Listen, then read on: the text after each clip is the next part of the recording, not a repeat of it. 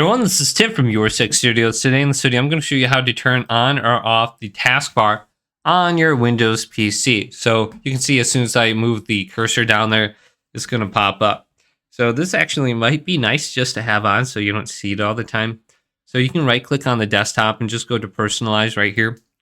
And then when this opens up under Personalize, go to Taskbar. And then when we're under Taskbar, go to Taskbar Behaviors. There should be an option to checkmark automatically hide taskbar, so we can turn this on or off.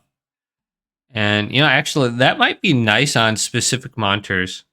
So I might turn that on or off depending on, I don't know, we'll see. I kind of like that off, actually, getting used to it right now.